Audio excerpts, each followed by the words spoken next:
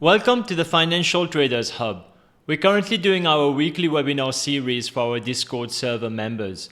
In this week's presentation, I'll go over the process that I use to read financial markets across different sectors and industries. I'll also dig deeper into trade idea generation, and I'll share some actionable themes on both long and short trade ideas.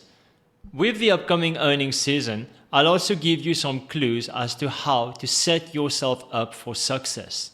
And finally, we'll take a look at some topics that we'll be discussing over the next few days in the Discord server. So guys, if you're not subscribed yet, I don't know what you're waiting for.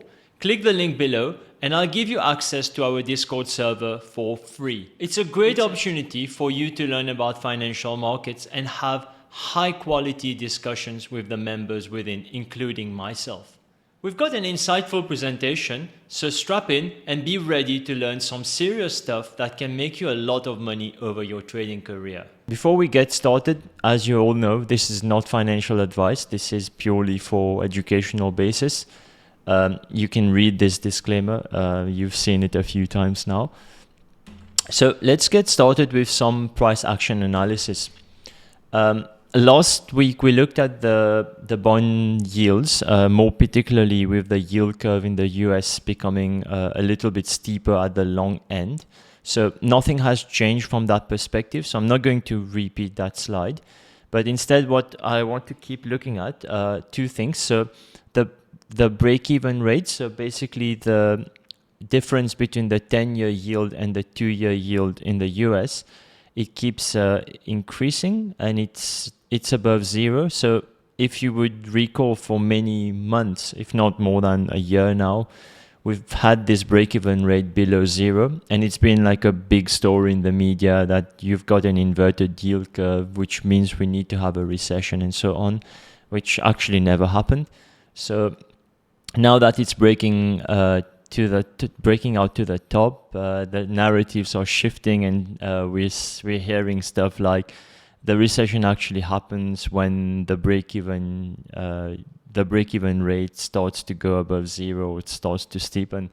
So all roads lead to recession, as you know, in the financial media, and the reason behind that is because good stories don't sell, right? It's always the fear-mongering stories that the world is going to come down to a crash, that you need to be careful, you need to plan ahead and just make sure that you're not too exposed, and all sorts of catastrophic narratives that are going to get eyeballs, attention, and therefore sales. Before it used to be physical newspaper sales. Now it's eyeballs, now it's clicks. So I'm pretty sure if you go into Bloomberg, Yahoo Finance, and all these financial media, all you'll be seeing and hearing is basically clickbaity titles. The world is going to crash. This fund manager said this, and this is what it means, and all of this nonsense. And meanwhile, if we look at where the stock markets are, all-time highs in a proper bull market, which we'll see eventually. On the right, what I normally look at, as we've seen last week, it's the yields on the corporate bonds. So this is basically an assessment of how much the market is concerned about credit risk. So if you can see in the graph, there's not really been much of a concern when it comes to bankruptcy or credit risk in the corporate arena. So that bodes well for risk assets like equities. And we don't normally read too much into that. As I've said, this only matters when it starts to matter. So for instance, if you get to a position where, let's say, you're like a start of 2022 and you start seeing the credit yields or the spread steepening, then you start to pay attention because the market is trying to tell you something. And then you'll see in the month afterwards, you see the spreads actually rising properly, which means that the market is pricing in a higher risk of bankruptcy or higher credit risk. And that had to do with the interest rate hikes. So even if we did not necessarily have a catastrophic situation with bankruptcies, liquidity risk, and so on, the market was still pricing in a higher risk of defaults, etc., because higher interest rates put a lot of stress on weaker balance sheets. So as the interest rates are now coming down, it would be interesting to see if this spread is actually also coming down, or if it keeps flattening and trading sideways. So as I've said, not too much to read into that here, but if we start seeing a significant move either up or down, we need to understand what that means for us as equity traders. Just a quick roundup on the week. So the S&P is still at all-time highs. It was down slightly on Friday, but it managed to have another positive week. So it's been not necessarily like a very fast-paced bull market. We've already had that in the previous months. Now the market is just grinding slightly higher week on week. So this is something that we need to understand. We're no longer in the nascent bull market phase where everything just rips higher and the market is up 3-4% per week. Now we're coming to a different phase of the market where the bull market is still going on, it's still strong, but it's not going to be like very high moves week in, week out. So also we can see that the fundamentals are slowing down a little bit. So market participants are becoming a little bit more wary, becoming a bit more selective in terms of the assets that they are putting their money into, and also moving out of high risk situations. So it's still a positive environment for risk assets, but what I'm saying is it's not going to be as good or as fast paced as we've seen in the months before. On the Nasdaq 100, so it's still not back to all-time highs, but it's still grinding higher. On the Nasdaq or tech stocks in general, I think I have something else to say, which I'll mention in the slides afterwards. But it's something to keep your eyes very close to, because as we've seen, we've had a few rocky months in the Nasdaq or tech stocks, and there are indications that this might happen again. So we just need to make sure that we're not overweight on these types of stocks, and even the stocks that we've got in our portfolio are protected from a fundamental perspective. Moving on, in terms of the IWM, which is basically the small cap stocks, so we've definitely broken out to the top, and now the market is still trying to grind to a higher high. We haven't had necessarily a positive week after last week, which was quite a strong move in the IWM. We've kind of taken a breather, and I think it will keep going higher. As we've seen last week, the focus is on mid cap and small cap companies. So what's also important to note, if you look at the chart itself, you can see that this segment of the market tends to be more volatile, right? If you look at the S&P, for instance, you don't see a lot of volatility week in, week out. But if you look at the IWM, you can see that it tends to move up and down a lot more than what the S&P does. So being down on the week is not necessarily anything we need to be concerned about. That's the nature of the beast, right?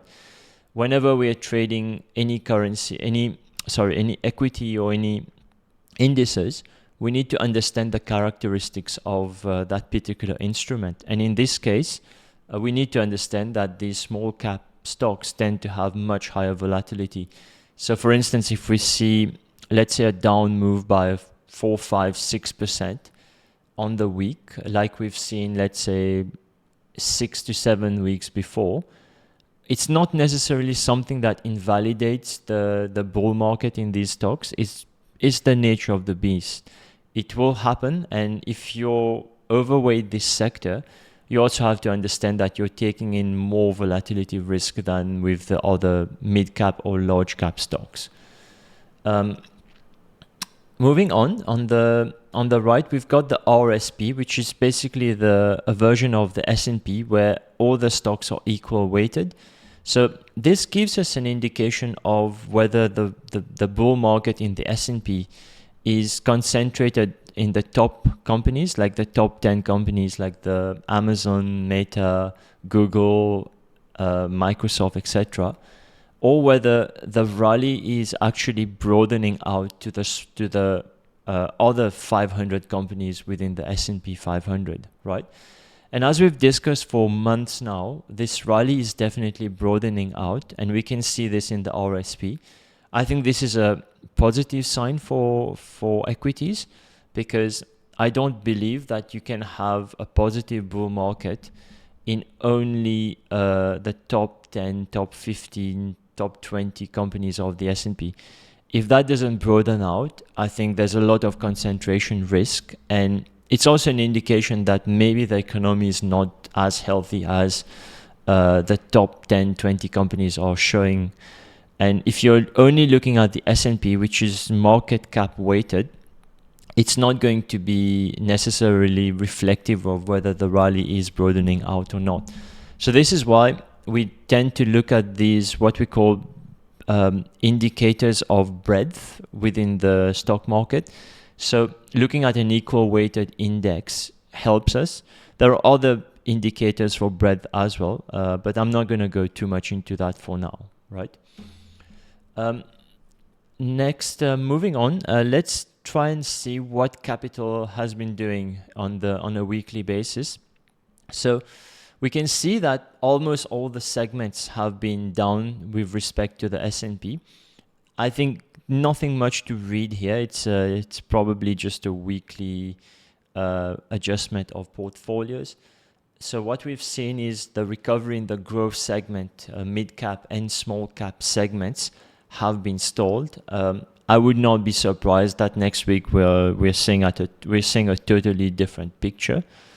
In that growth segments, mid-cap segments, and small caps are the outperformers with respect to the S&P. I think my sense is that the market is just taking a breather after last week's rally. As you know, last week was quite a big week, and going into last week, there was a lot of positioning trying to front run what the Fed announcements will be on the rate cut perspective. So I think a lot of adjustment is happening within the market, and that's why we're seeing that the rally is kind of not necessarily been going on as strongly as in the weeks before. So nothing much for us to be concerned here. We just need to understand that this is the nature of the market. This is what's happening at a fund level. So everyone's reassessing their view of the future, reassessing their portfolios and adjusting their portfolios accordingly. On a monthly basis, if we look at the table on the left, we can see that only large cap growth has been on par with S&P. So this is quite an interesting situation, because we've been having a lot of narratives. We've seen breakouts in the smaller end of the market, mainly in terms of small caps, and a couple of weeks where mid caps tried to fight back and come to prominence.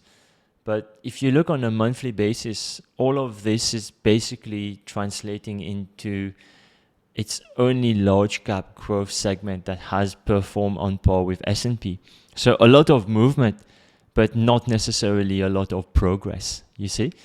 So as traders, I think we've also felt it as we watch the market. A lot of ups and downs, a lot of narratives that come and go. But essentially, if we look at on a month-to-month basis, what this is suggesting is there hasn't been much happening in terms of the rally. If anything, we can see that small caps have sold off after trying to break out for a couple of weeks. So does this invalidate the thesis that we've got that maybe the market will start looking for value more in the mid cap and small cap segment? I don't think so. I think the market is still readjusting their views, and eventually it will gravitate towards these smaller companies.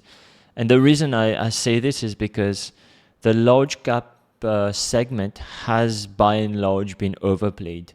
So there's not a lot of value that can still be found within the large cap space. Sure, there are still a few companies that are doing relatively well and leading transformations. It's our job to go and find them.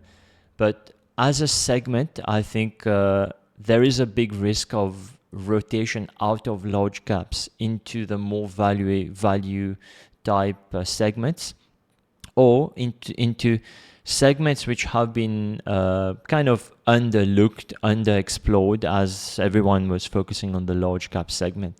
So I still think there's a lot of action that will happen in the mid cap and small cap segment.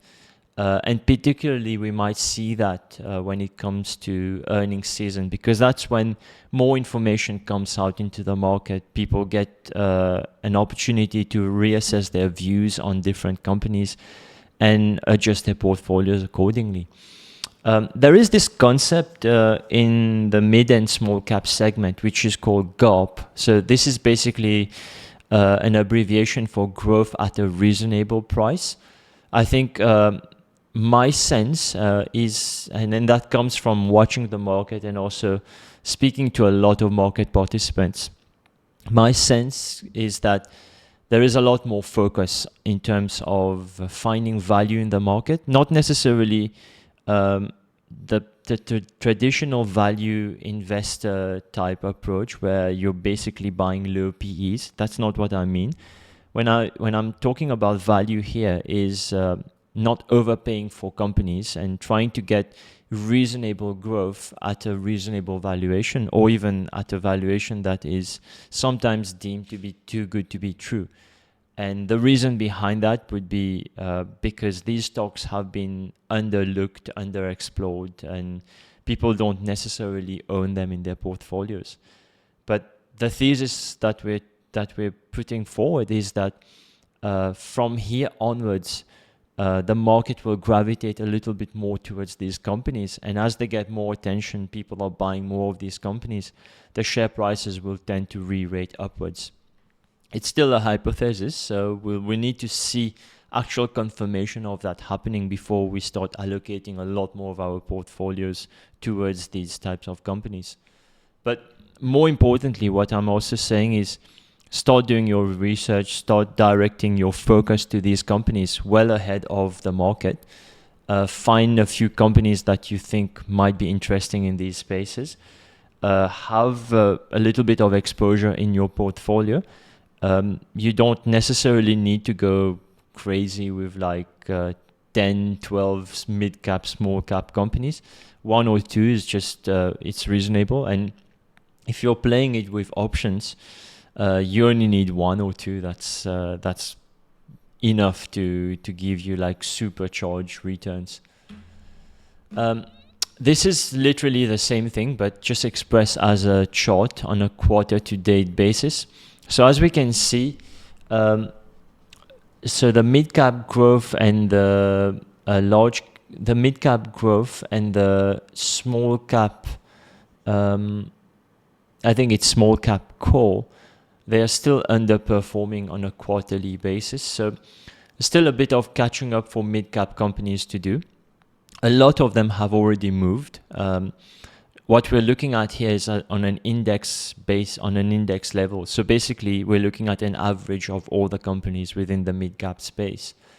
But if we dig deeper and we look at individual companies, a lot of them have already moved 20 to 50% easily.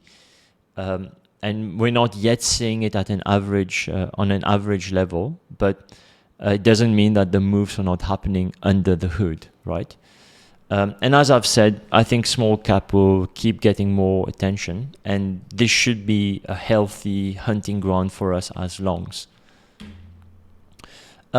Moving on to more of a sector level in the US, quite an interesting move with the energy segment just being the worst performer on the week.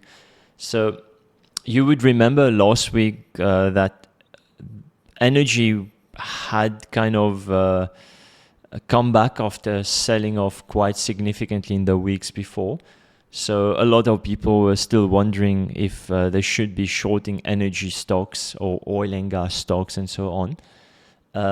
And my view was that definitely it's only the early innings of that move, and don't let your conviction be swayed by 1 or 2 weeks of price action. If anything, if you're convinced that this is a short, you should be doing more research and finding companies that can move down a lot more and use the rally as a way to get extremely good entry points. And more importantly, if you're trading options, because getting a good entry point means that your return on investment will be significantly higher. And definitely this week or last week was the opportunity for us to go back in short energy segment. If you haven't done that, I think you'll still get your chance. You'll still see a couple of weeks where energy rallies, and you'll have a chance to get back into this short at 5-10% higher than what it was on the week before.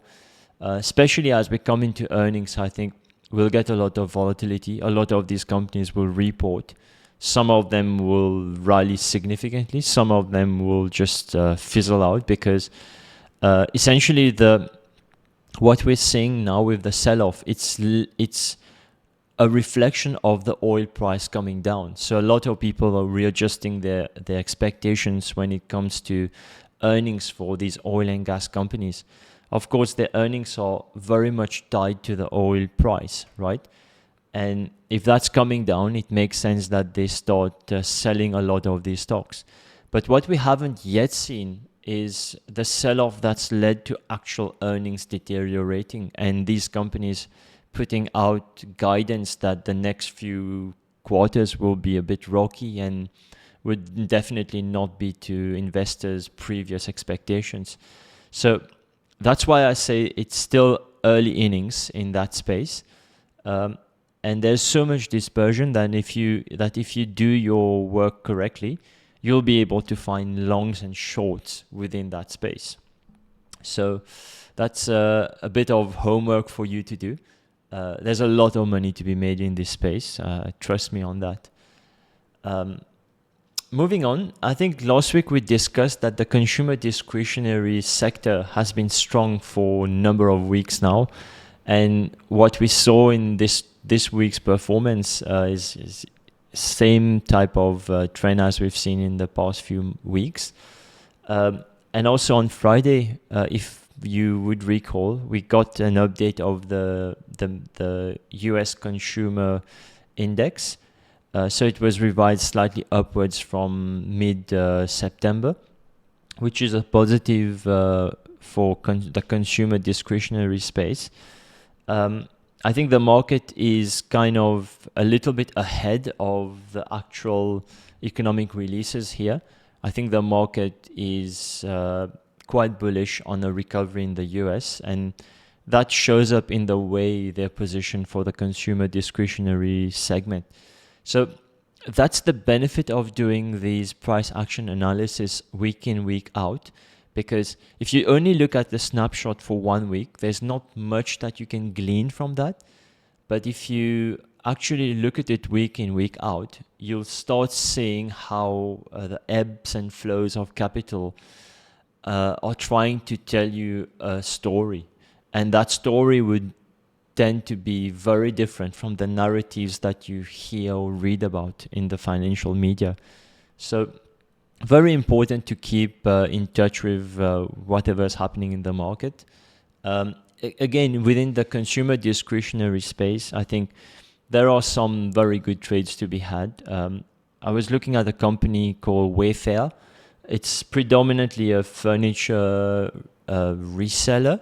So it's kind of what you would call a drop shipping company, but done at an institutional level, where it's selling furniture brands on its website. And because of the whole consumer discretionary space being like negative, it had been beaten down for many months.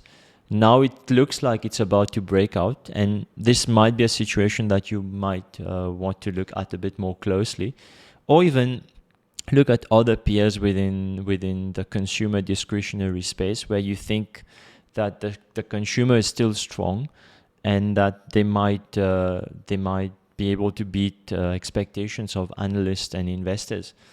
I've probably mentioned this on the Discord, I don't remember, but within the US consumer space, there's been a bit of a dichotomy, and that's been happening since the COVID era, whereby you've got the stress is predominantly in the low income space. So if you look at companies that are kind of favored by the low income segment of the population, so basically companies that sell everything under $1, like Dollar Tree and so on, they haven't really been doing well in terms of their performances.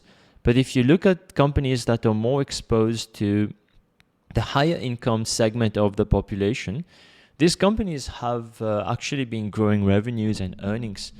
And when we look at the consumer discretionary space, whether it's restaurants, whether it's high-end goods, luxury goods, durable goods, they've all been doing relatively well. And that tells us a very, very strong story in terms of the dichotomy that's out there in the US consumer space.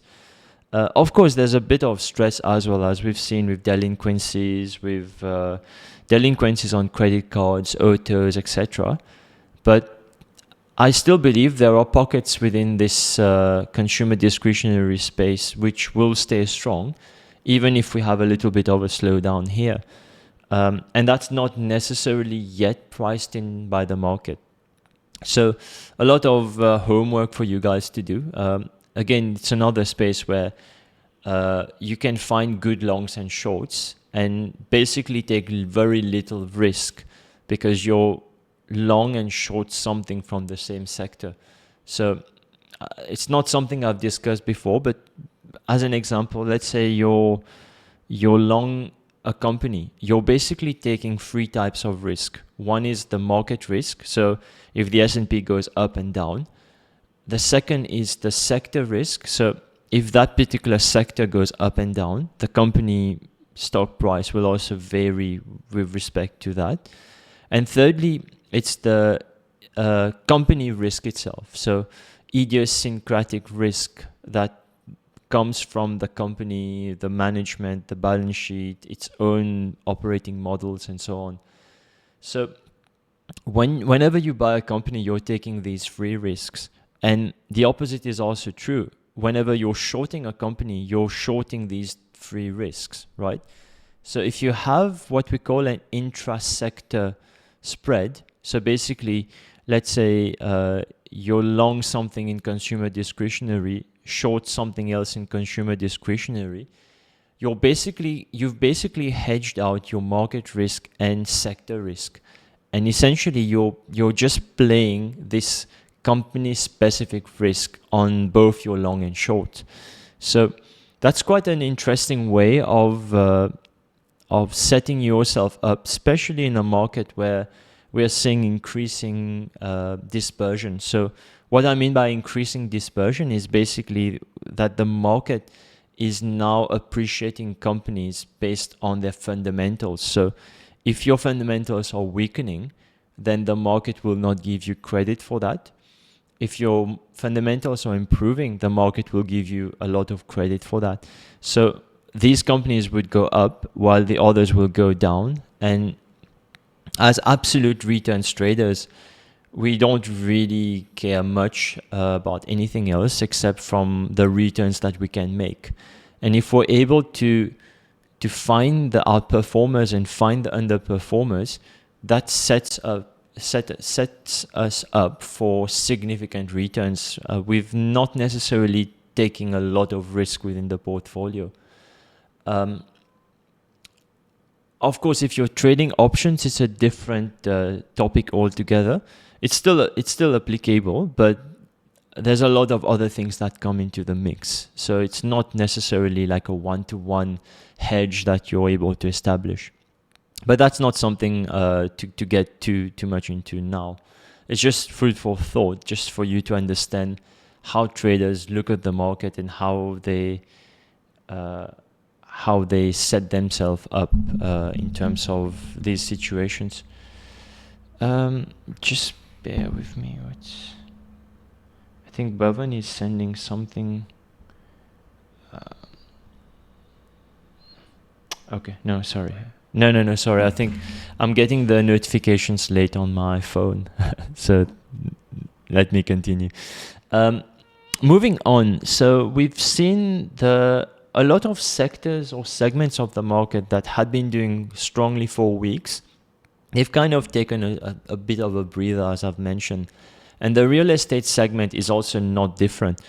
We have been seeing that coming into the Fed rate cut announcement, that real estate segment was actually the outperformers for many weeks.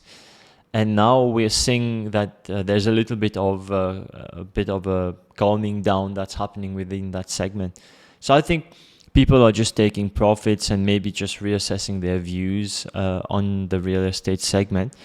I'm not necessarily bearish on the real estate segment itself, and I think it will recover. So I will not be surprised if in the next few weeks as we start seeing the real estate segment doing better than all the other segments.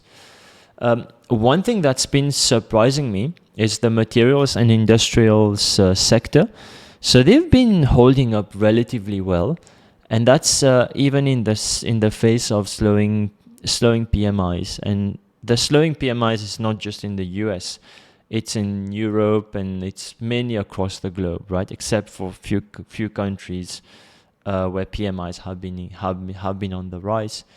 So that leads me to ask this question: is the market looking ahead of the slowing down PMIs and basically telling us that all of this is already priced in, and that the market is looking ahead for the next few quarters where rates will come down further, and that will probably cause a reacceleration in the manufacturing segment?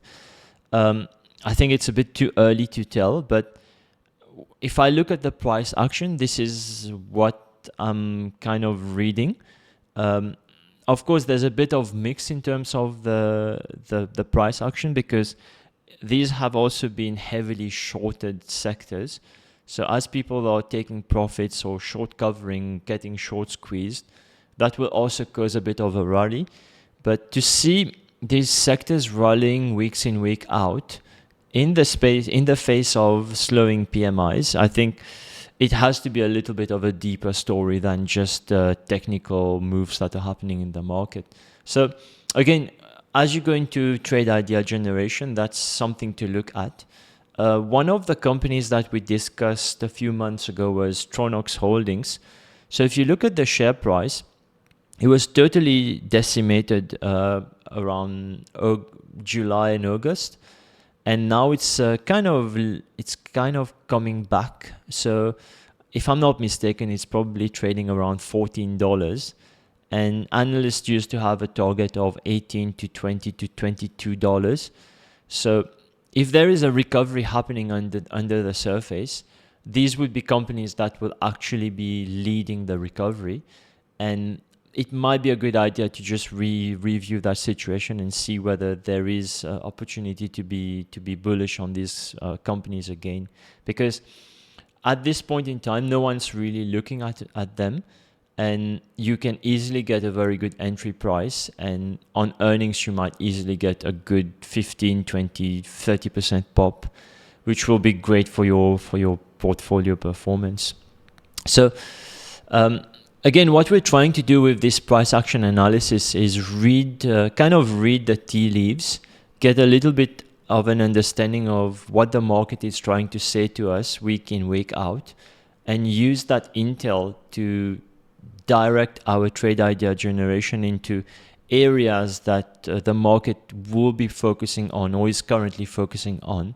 So we're trying to stack the odds in our favor and not look at something in a silo, like we've locked ourselves in a room and we just look at a company and we start obsessing about it day in, day out for months. And because we've done so much work on that company, we think that it has to go up. The market doesn't work this way, right? The market doesn't know you've bought a company. The market doesn't know how many nights you've stayed awake thinking on a company, working on a company. That's not how the market works, and we have to be cognizant of that. Moving on, at an industry level, I think one thing that was notable, and that's especially with the gold price moving higher, we've seen another dismal week for gold miners. So the question that I'm asking myself is there a lot of profit taking happening within that space? Because a lot of people had been long these types of companies. And when I'm talking of gold miners, these are not the junior gold miners. These are the bigger companies that are actually gold producers and not just doing exploration, buying properties, and just being a lot more speculative in terms of the deposit size, deposit quality, and so on. So that was quite an interesting move, especially when I put that in perspective in terms of what the gold price has been doing. So something to keep an eye on. I'm not saying go short gold miners, but the narrative in the press has been that the gold is making new highs, and you definitely need to be long in one form or the other, whether you buy gold through a futures ETF or whether you express that view in a bit of a more leveraged manner through gold miners. So the market is not necessarily agreeing with that. It's going higher on the gold price, but in terms of the miners, I think it's a different story. I don't want to get too much into detail here, but when you start looking at a company, you have to look at the business model, whether it's got cost under control, whether, especially in the gold mining space, whether the properties that it's got, whether there is still room for more ounces of gold to be exploited profitably. And a lot of these companies have mature gold mines where the deposits have been explored to a large extent, and new deposits can only be explored at much higher costs. So the new deposits would probably be lower quality, lower grade. And what happens is you need to spend a lot more money, or the capex has to be much higher for you to be able to exploit these lower grade deposits. Companies like Barrick Gold and so on, these companies have a lot of mature deposits. And sometimes what can also happen is some of these miners will have geopolitical risks. So for instance, let's say 50% of your mines are in South Africa, and then you get hit because, let's say, there is a workers' strike. So if the workers are not going to be working for the next month, weeks or months, obviously that's going to impact the company, irrespective of whether the gold price is up or down. So if you're looking to buy gold miners, this is one thing that you need to be very careful about. It's not just a play on gold. As you get to the company level, you really have to assess the idiosyncratic risk. And sometimes what can also happen is within that segment, you find a company that's actually doing relatively well on all these metrics that I've mentioned, quite diversified, and a management that's executing very well on their projects. So these companies can be very good longs.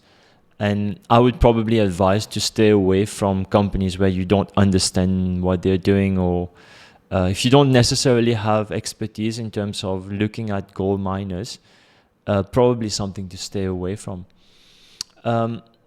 Going back to oil producers and services, so as I mentioned, the sell-off has resumed and in full force. So as traders, we have to be very well aware of this. One of the things that keep popping in my head is if we look at all the indicators, all the way the market is set up, it's kind of telling us that the market doesn't believe there is an issue with demand, right? Demand in the economy, whether it's the US or globally. But if I look at the oil price, it's telling me a different story. So there are different reasons why the oil price could be down, because if we look at the physical oil that's trading, it's not necessarily indicative of a reduction in demand by consumers. And what I mean by consumers is India, China, the US, and so on. But if you look at the way the oil price is going, it's been trading consistently down for a number of weeks now. It's not managing to stay up, and I think I've done a lot of work on the oil sector, and the narrative within has always been that the supply of new oil is really tight, and that in itself will keep oil price high, even if we have a little bit of a demand issue. But if I look at what's actually been happening on the ground, mainly with countries like Saudi Arabia, which is, I think, number 2 producer after the US in oil, of oil now, a few months ago, they kind of indicated that they will be pulling back from some of the offshore developments that they were looking at. And we've been seeing quite a few stories about them now becoming a little bit more concerned about, projects that they had been developing where massive budgets had been allocated. So, of course, countries like these depend heavily on the revenue from oil, right? And if the oil price is projected to go down, they know ahead of everyone else that, the amount of revenue they will get from this sector is not going to be the same as last year. So they also have to plan ahead in terms of the expenditure. And of course, they are in a great vantage position where they can see what's happening to demand months ahead of time. And a lot of the stories that have been coming from these countries have kind of led me to believe that they think that there's not going to be as much demand for oil in the next few months as the market believes. And they are starting to take quite defensive positions. And more recently, what I've been reading is that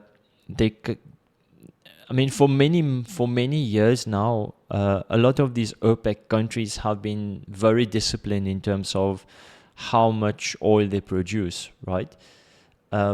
And I think there is a sense that discipline can go out of the window as maybe some of these countries start fighting for more revenue at the expense of maintaining market share or compliance with all the OPEC regimes or quotas that they are ascribed.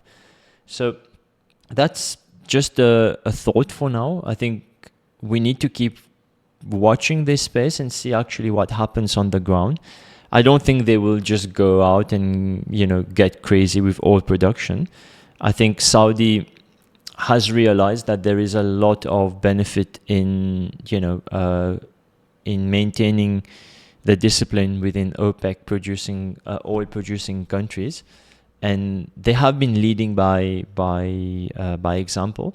And I expect them to continue to do that. But just because there are some stories that have been coming out, we just need to keep watching out for these things. And the reason I'm spending so much time on this is because I have a feeling that there's going to be a lot of fireworks in that space. So as we move towards the end of the year, we need to be aware of actually what's guiding those sectors, what are the stories within, what's actually being confirmed, what's actually just rubbish, right? And set ourselves accordingly in terms of what we believe might be next. I still think there is a lot of alpha to be made being short these sectors, but just be careful that you're shorting companies where you truly believe the fundamentals are weakening. Moving on, I think in line with the real estate comment before, we've seen a bit of a sell-off or a bit of a profit taking in the REIT segment. Nothing much to note here.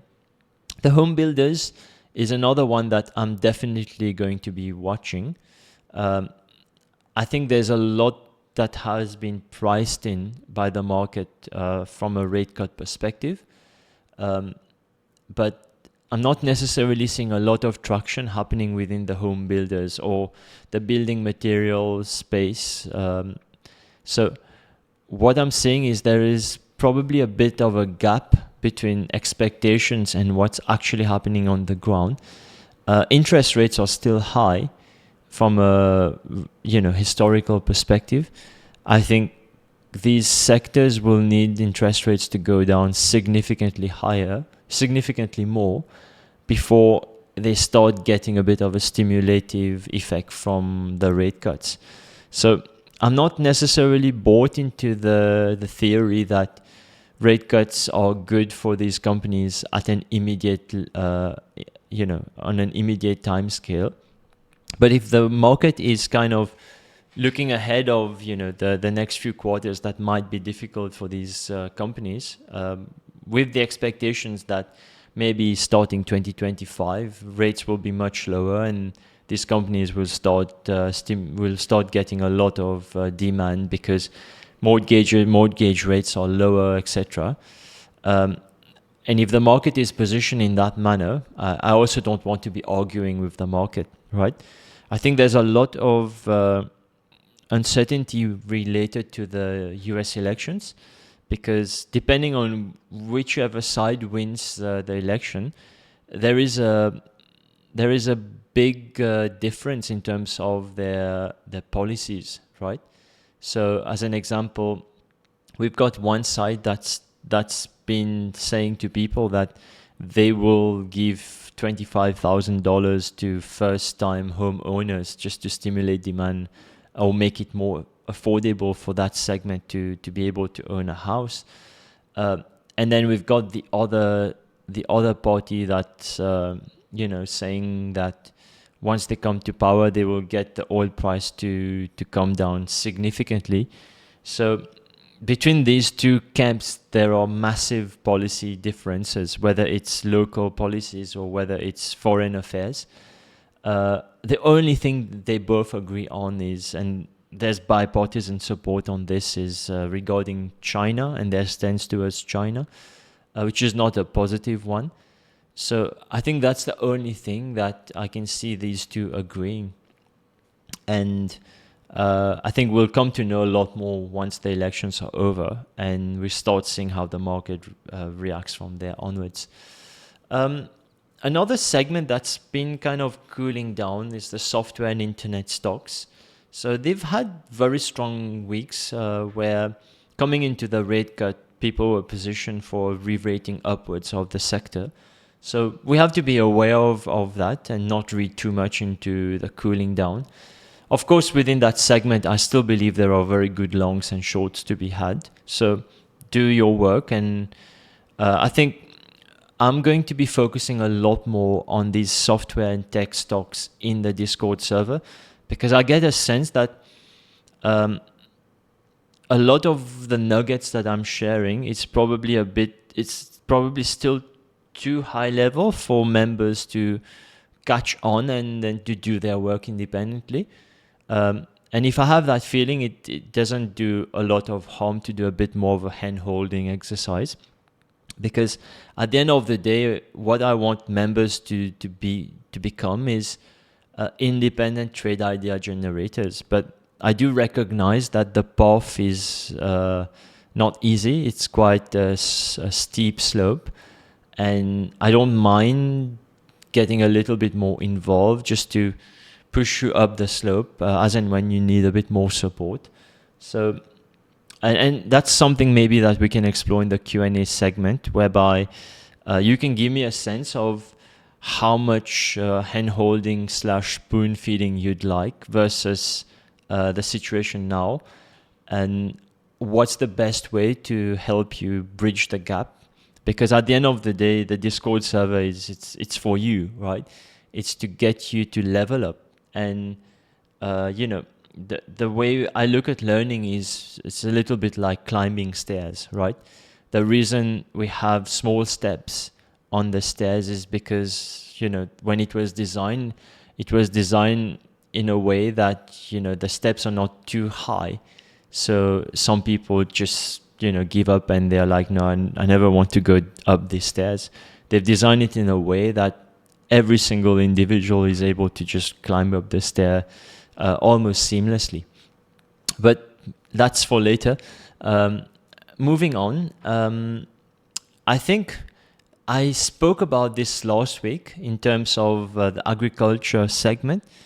So we've seen another strong week for the agricultural stocks.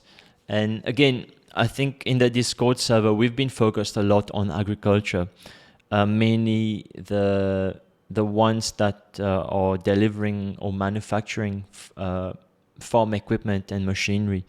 So the question I'm asking myself is, are we seeing a little bit of a turnaround in the fundamentals? Yes and no. We'll have to establish that. And if that's the case, what do we do from here? That's the million-dollar question that we need to answer. We'll come to that a bit later. I have a chart on this. And I think this is another area that we probably need to focus a little bit more in the Discord server. Last but not least, you would recall last week regional banks had quite a strong performance, and I was kind of skeptical about it and kind of warning everyone about the rally in the regional banks. So if you look this week, it was almost like the biggest underperformer.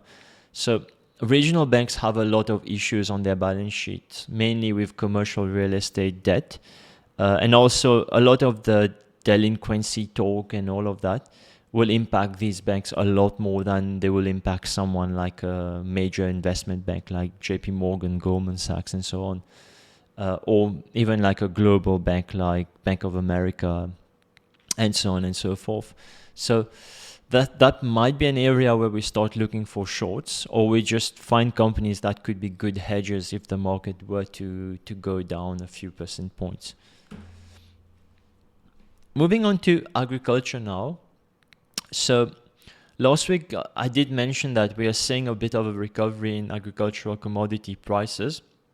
Of course, that's a leading indicator for everything that's going to happen within the farming and agriculture space, because imagine you're a farmer.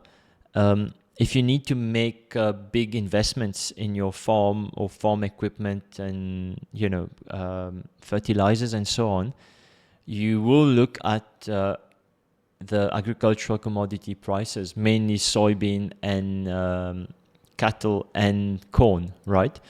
So you will be looking at how these prices are doing, whether they are recovering or falling, in terms of planning for your next crop, whether you're going to be investing a lot in terms of fertilizers, in terms of equipment, machinery, and so on.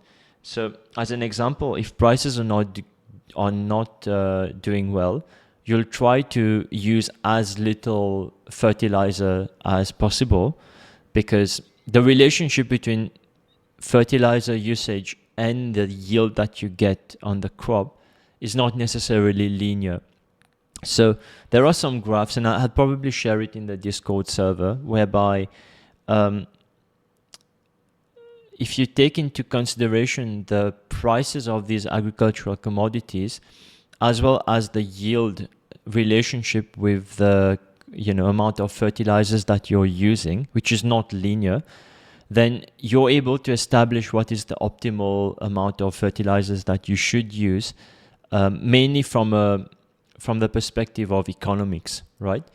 And if these commodity prices are increasing, it creates a positive sentiment in the minds of farmers, and it increases their propensity to spend on equipment, machinery, and fertilizers.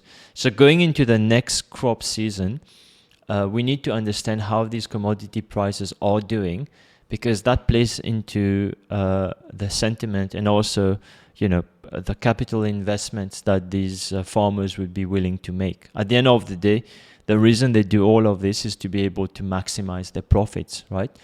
And what we are seeing here is basically giving us an overview of what their revenue would look like. So they have control on the costs, but not necessarily on the revenue, because the revenue is mainly guided by the market. So what farmers will try to do to optimize their profits is to basically try to control the cost. And depending on what the prices are doing, they will take different actions. A bit of a quick one on market movers on Friday. So we had a few companies that did really well in wind resorts, for instance. So again, when we look at the high income or mid to high income segment, you can see that companies like wind resorts that mainly are exposed to casino, hotels, and so on, they are doing relatively well compared to other segments. So that gives us an indication that the higher income consumers are still spending and still doing well. On the loser side, we saw companies like Dell leading the losers chart. Not necessarily sure what happened there, but something to look at, because it's not just Dell, it's Dell and HPQ and JBL. So basically these are all computer and related equipment. So we have to understand whether this is a little bit of a profit-taking period, or whether there's something actually happening from a fundamental weakening perspective. So again, another thing that I noticed from the Friday movers was Lululemon. So it's trying to rally and break out, but I think these rallies are basically just new entry points for shorts. So that's basically how we need to look at this, because we have to understand what's been the story of the stock, right? Lululemon is basically a stock that was trading on very high PE because the growth rates were phenomenal, and then the growth rate starts to slow down, and basically it's still profitable, it's still growing EPS, but what's happening is the market is now downgrading its PE multiple. So that's why if you pull up a chart for Lululemon, you'll see that it's been falling quite significantly in the past few months, and I think any rallies here is basically to be shorted. Quick one on EU equities. No surprises there. Oil and gas was the worst performer. Again, consistent with what we've seen in the US, materials and industrials have been outperforming again, and that's despite bad PMI data. So we're seeing a little bit of confirmation both in the US and in EU. And we see that also with the chemical sector that's been performing well. So last week, if you recall, chemicals and autos were not necessarily amongst the top performers. They probably were towards the bottom end of underperformers. So this week we've seen a recovery.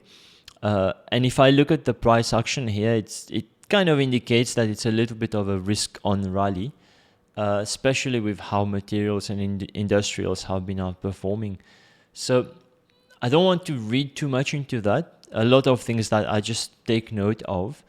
And the reason I also look at EU equities is to identify similarities and discrepancies or divergences with the US, because it kind of gives me an indication of what the market is focused on. Right, so now I'm going to move on to something else that I think I've spoken about it briefly in the Discord server. So last week we had quite a significant strengthening in the Japanese yen. So what I've got on the left is a chart of the USD versus Japanese. So the way to read this is basically think of it as a fraction. So USD is on top, JPY is at the bottom. And if the chart is going down, it means USD is weakening, JPY is increasing in strength. So as we can see, the trend has been down for a number of months. It kind of attempted a recovery last week and tried to recover further at the start of last week. But eventually on the week, it was down quite significantly. The reason I'm looking at this is because there's a lot of risk within the tech segment because of the way the market is set up. So I think I explained it in the Discord server, whereby at the start of the year, what happened is a lot of people went to Japan to borrow Japanese yen, and use that to invest in US tech sector, right? With Nvidia and everything just, leading the rally. And the assumption that they were making there was that the Japanese yen will keep weakening, which means that they are borrowing in a weakening currency and they will be kind of earning or making profits in a strengthening currency with the US dollar. And that assumption just went out of the window when the Japanese central bank basically decided to change its monetary policy. And that's not something that the market was expecting, which essentially meant that, the assumptions were totally wrong. And that led the reversal of the currency pair, right? And with that, as the Japanese yen is strengthening against the dollar, there's a big carry trade unwind that's happening because now people had put on quite significantly leveraged trades with an assumption that's totally been flipped back, right?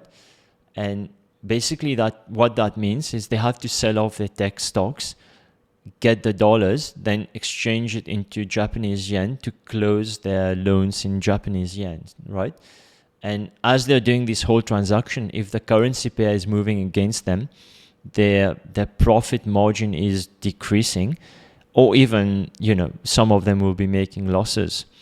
So all of this leads to chaos in the stock markets. And as you can see, in the weeks starting August, you could see that, there was quite a big sell-off in the tech space mainly. So the reason I'm kind of focusing on this again is because that move is looking like it's continuing. On Friday, I think we had almost like a 3% drawdown in the Nikkei index, which is the Japanese equivalent of the S&P 500. So that's not painting a very good or very strong picture for tech stocks. And if we're going to be long tech, we have to keep track of these indicators, because that's definitely guiding the price action in tech stocks as well. So even if you look at the tech stock performances, it hasn't necessarily been the strongest since the rate cut. And if you were long tech because you thought that the rate cut will actually cause a re-rating upwards in the multiples, that's a sound place to be looking at, but it's not actually working out that way.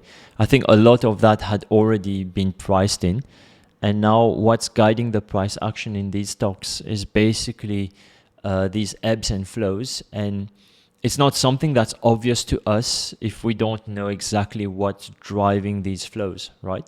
So as we look at the currency pair, as we look at the Nikkei, that's giving us a very good indication of what market participants are doing under the hood. And also, if we see the USD JPY going down even lower, we know that a lot of people are going to be underwater. So they'll be forced to sell, irrespective of what they think of the fundamentals of a particular company or not. And that selling leads to more selling, and it just accelerates until, everyone's kind of getting margin calls, and, there's a lot of blood on the street. So that's why I think it's something for us to keep watching on a daily basis, especially if you're going to be having long risk in that particular segment. And of course, if you think this is going to continue, you can also have short trades that take advantage of this whole chaos, right? Not much in terms of new ideas that we had not discussed last week. I think I still believe there's a recovery in mid-cap that's underway. There's also a recovery in small cap that's probably stronger than the recovery in the mid-cap segment. I still think there is a lot of value in terms of being long SaaS or tech stocks with improving KPIs. Or if you believe there's going to be a technical sell-off, what you could do is, try to pick your spots as you get long these stocks and protect yourself with a short within the same segment. One idea that I've introduced in terms of actionable long themes is, and this is something that I want to explore a little bit more in the Discord server. I want to go down the value chain of AI. So of course, we've seen a lot of plays within NVIDIA, Broadcom, a few other companies that have been leading the technological wave of AI. And these have predominantly been on the hardware segment, right? So these are well known by the market, well played, and retail are still like flocking to these stocks. So from my perspective, I don't think there's a lot of value to be long these companies. So one of the companies that we discussed a few months ago was Lumentum Holdings. So that company has just been on a tear now, right? In the last few weeks, they've just been rallying like crazy. So these are kind of the companies that I want to be discussing, the ones that have not necessarily been under focus, but they're still benefiting a lot from this whole AI trend. But also I want to kind of go down this value chain to discover more companies that could be great beneficiaries of AI as we go into 2025. And these beneficiaries don't necessarily need to be just on the hardware side. I think there's a lot of plays on the software end that will also benefit greatly from AI. So just quickly, if you think of AI from a software perspective, you've got data infrastructures that need to change to be able to accommodate more data and also get the data into a format that can be used to train AI models. So a lot of these companies that are involved in that segment will definitely see higher revenues, higher EPS. You've got different solutions that are being implemented for data transmission. So that's where Lumentum Holdings come into play. There are different solutions that are being implemented for, so of course, as you need more data, you also need to have higher storage capacities. So in the hardware segment, you've got companies which are leading that trend. Probably a bit overplayed now, but still, something to be aware of. Going back to the software space, as you have more data, you need companies like Elastic to be able to help you with querying that data. So I think these companies will start seeing a lot more customers or higher usage from their existing customers. You've got database companies like MongoDB that will be benefiting a lot from this whole AI trend. And take it from me, AI is real. It's not just a fad. It's not going away. I'm personally involved in quite a few projects where I'm currently designing stuff, and I can see how this is going to be like software 3.0. So believe me when I say this to you, it's not just a fad. There's a lot of things that are going to happen in this whole segment. With respect to the rest, not much else to add. I think one of the things that I put on the watchlist monitor were fertilizer stocks. So a couple of companies that I want us to look at a bit more in depth. So maybe one of us can take that and run with it. So there's Mosaic, MOS, ticker symbol MOS. And then there's Nutrien, ticker symbol NTR. So I'll see if I have time. I'll dig into one or two of these.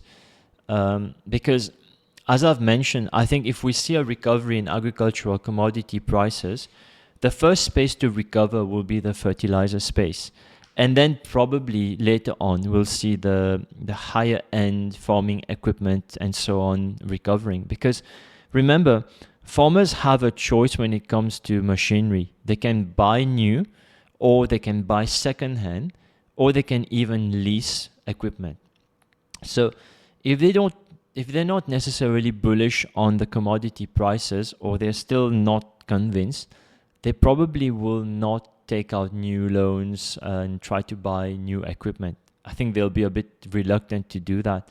So that's why I'm not necessarily positive on the large capital outlays. So anything that requires large capital outlays like farming equipment, I'm not necessarily positive on that.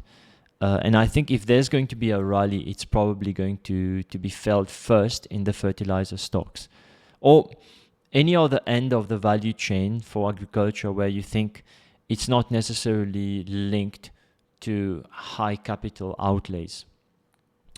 I also mentioned offshore service companies last time. So a company like Tidewater.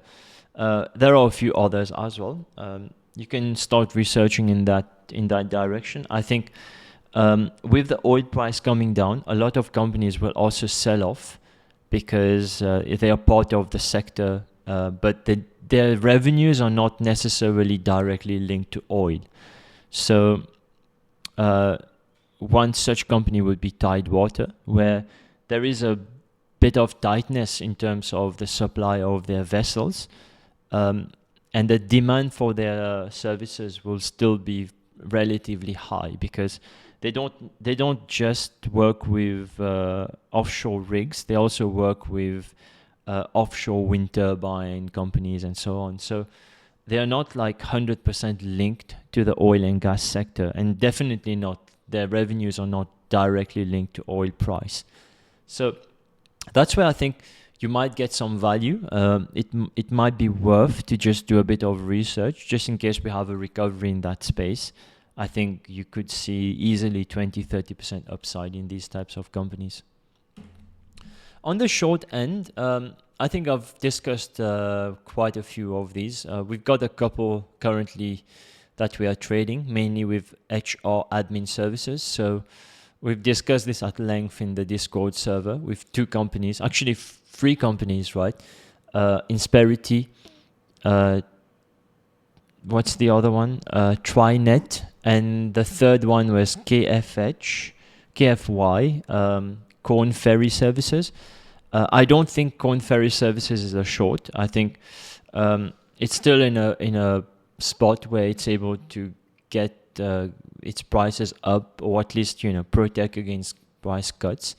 But when it comes to Insperity and Trinet, especially Trinet, I think Trinet is in a bit of trouble ahead of it, mainly because it's taking a lot of insurance risk, which its peers do not. So I think that's one significant catalyst for that company that could really cause a big sell-off. So I've got quite a bit of risk in that space, quite a significant exposure. And of course, the way I've set it up is that I'm not kind of just playing earnings.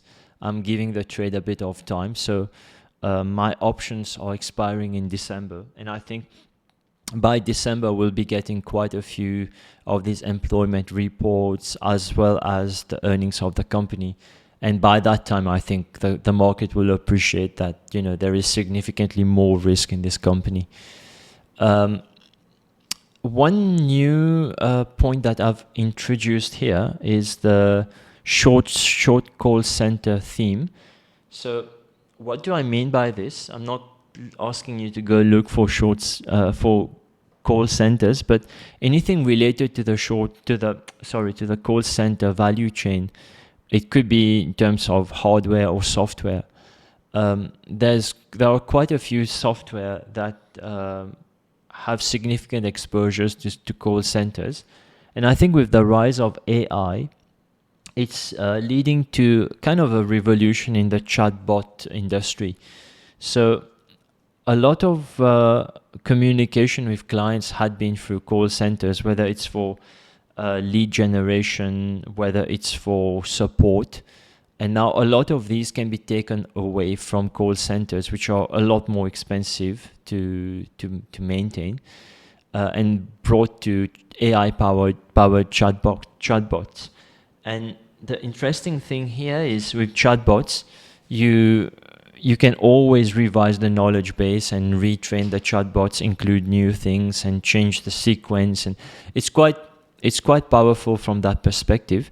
And it will definitely make these call centers go a little bit more obsolete.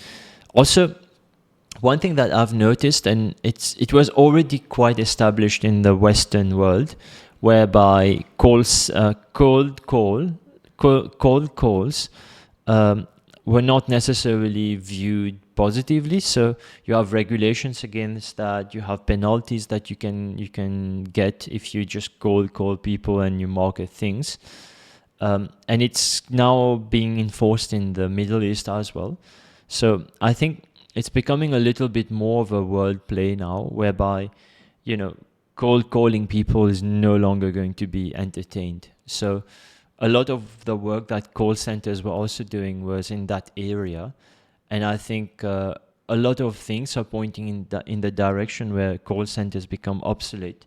And as they start facing financial difficulties, they will either close down or they will try to minimize costs. And that's not going to be good for anyone that provides services, whether it's hardware or software for them. So that's another theme for you guys to kind of look into. If you find any good names, let me know. I'll also be doing a bit of work and I'll share my learnings as well. I'm not going to speak too much about this. I think we discussed this last week. One point that I'll still harp on is, as we go into earnings season, be very hands-on, be proactive. I'll be covering quite a bit in the Discord server. So as these earnings come out on a daily basis, make sure you're on top of a couple of them, especially if they are big companies. Do not shun away from digging into the earnings presentations and call transcripts. There's a lot of information in there that takes the market weeks to digest. And if you're able to narrow down your research and get closer to this information much quicker than the market is, you'd be able to position yourself ahead of a lot of the market participants. So as an example, this week we had been discussing the CarMax earnings quite a bit, right? So obviously, including myself, quite a few of our members were positioned for that. After earnings now, it looks like the clever play would have been to just wait for earnings and then position. But of course, we don't have the benefit of hindsight. So we have to make decisions at that point in time with all the information that we've got, right? And we decided to have a position going into earnings, which was bearish on the company. So what happened there was, as the earnings came out, the share price in pre-market, it came down quite significantly. And then as the market opened, it just rallied quite significantly. So I think on the day, it was like a 10-12% swing, from bottom to down, from bottom to top. And on Friday, so earnings was on Thursday, and on Friday what we saw is that the market just started giving back a lot of these gains. So I think I'm still quite bearish on the company, especially after reading their earnings. It's going to come down to how the market interprets this earnings and how they see the road ahead for CarMax. Also, quite a few of their competitors will start reporting, so that's going to impact the sentiment in the sector as well. So quite a few of our members would have seen the discussions that go on when it comes to structuring risk going into earnings, the discussion, the questions that we need to ask ourselves.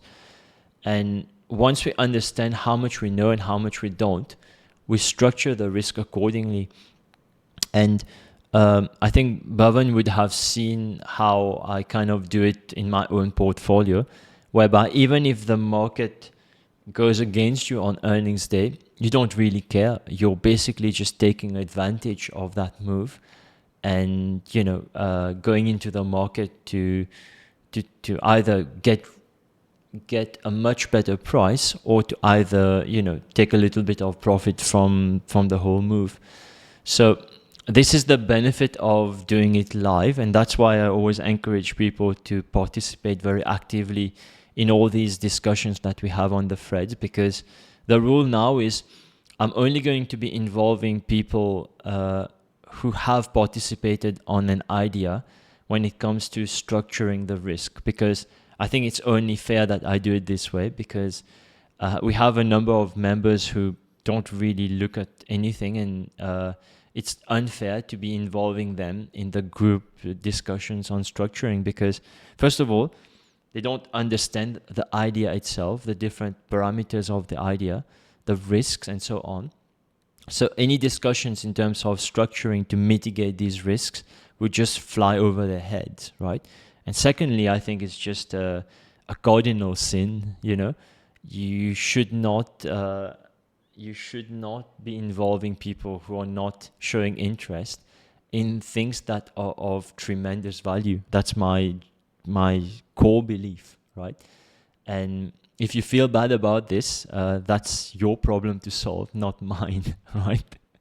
So going forward, that's how it's going to be. And that's why I always encourage people to participate very actively in these threads. Because as you can see, there's a lot of money to be made on these discussions. So if you hate money, you know, you can be lax, you can be passive, you can be a mere spectator. If you like to make money, you can take the opposite position. So it just depends on you, right? And I think you would also have seen, the more you participate, the more you get out from me. I have no desire to wake people up and, you know, get them out of their bed, get them dressed for school, do their hair, makeup and whatnot. That's not my role. My role is to help people who want to help themselves. And I think, you know, it's only fair that in doing it in that manner. And if you feel bad about it, you know, that's a problem for you to solve. So what's going to happen on Discord? You probably have seen the industry research framework that I shared last week. So as we've discussed last week, we want to be a little bit more beginner friendly. So people who have joined us in the middle and, you know, have a lot of catching up to do, I want to bring them with me. So that's the whole reason of me saying, let's look at the most simple industry out there, which is the restaurant industry. Let's do a deep dive. Let me show you how I basically look at the landscape, how I define the investment universe, and how I dissect through what's happening in the industry, and also do a little bit of a value chain analysis. So this is going to help you enormously in your trade idea generation, but also it will help you enormously in terms of how you do an industry research, how you use publicly available free information to form a view on a particular industry, on a particular company, and eventually dig deeper to establish whether you should go long or short a particular company. We'll also get the ISM reports this week. So I'm going to be spending a little bit more time on how you use it for trade idea generation. So again, in the past few months, I've shared a lot of the snapshots and given people a bit of a nugget here and there, but it doesn't look like you know how to make the link from the snapshots, the nuggets, to actually getting ideas generated. So I need to help you bridge that gap. And this is going to be my role here. So maybe what I'll do is I'll start from scratch and do a couple of examples so you can follow the trail and, you know, learn in the whole process of doing. I believe a lot in learning by osmosis, which is basically learning by doing and not sitting with a book and theorizing and, you know, making mental pictures of things and appearing clever, but in essence, just not doing anything, you know. I've come across many people who basically just, you know, they get stuck with listening to financial media, macro people, all of that information deluge that I've spoken about in my past presentations. And then when it comes to sitting on the desk and actually doing something for their portfolio, again, it's like zero. They're just paralyzed, cannot do anything. And a lot of that is because you've wasted your mental energy listening to noise. It's like when you want to go out for dinner, you go out to a restaurant. You don't go look into the bin, right? You're not going to go to find what's in people's bin and, you know, taste them and so on. That's not how you go about it. And it's the same in trading, right? You have to be independent. You have to think through things. And not borrow other people's ideas, and not, you know, like mentally like overwhelm yourself with, you know, what everyone in the world is saying. You'll never be able to distinguish noise and signal. I'll also be doing a little bit of a pre-earnings coverage. So the focus will be on SaaS, because I think there's a bit of value to discuss that. Whether we'll come out with long and short ideas, that's a different topic. But I think the discussion itself on SaaS, because it's a different business model, it will be very helpful for a lot of the members. And finally, I think we've started this discussion on pain trade and tail risk trades going into Q4 2024. So I'm going to spend a bit of time here, because that's a new topic altogether. And I want to take it slow with people, bring them on board, and, you know, kind of meet them where they're at before I kind of give them a lot of information to process and expect them to go out in the market and, you know, find great ideas from that perspective. So that's it from me, guys.